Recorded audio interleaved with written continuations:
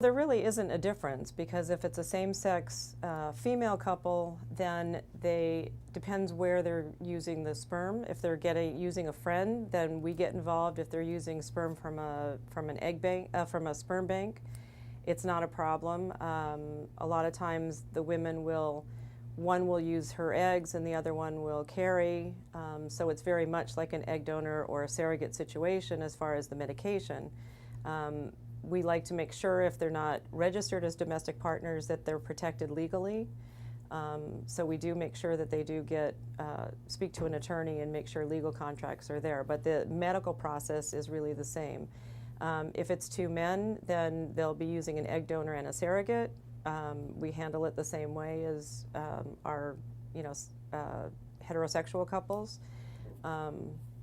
And the difference is usually they haven't had fertility problems, so they haven't had all the experience that an intended parent may have had, going through failed IVF cycles and then making the step to egg donation. But from a medical standpoint, how we handle them is exactly the same.